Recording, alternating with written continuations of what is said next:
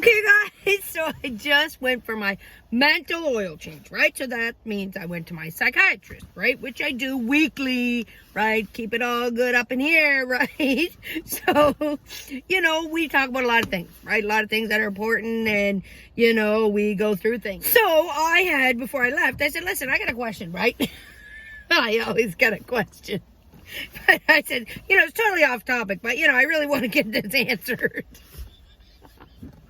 Because when I'm driving, right, I said, if I see, let's say a snowman, right, a snowman, like decoration, right, size of the house, right, it's a snowman. And then on the next house, I see Santa Claus. See how I had to think about that?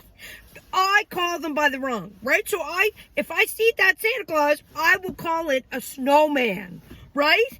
I know it's not a snowman, right? I know it's a Santa Claus. Then if I see the snowman or the Santa Claus, I'll call it a snowman, right? Like there's something wrong. Why? He goes, well, they do, they resemble each other. I'm like, no, they don't, right? I'm like, they look total opposite from each other. He goes, no, they're both like comedic, non-religious, displays of, to show Christmas, and, they're both big and la la la. I'm like, well, they're not the same.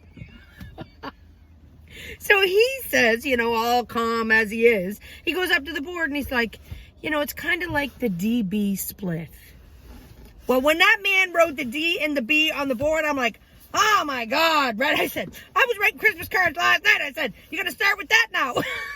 I said, I know I'm supposed to write a D, and out comes a B, right? Why does that happen? Apparently, the same reason the snowman and the Santa, right? It's like on my dyslexic scale. I've somehow transitioned that snowman and Santa, right? It's the same kind of deal because it's so much alike. My brain, right? I don't know, it's attached the wrong name, but I see who it is.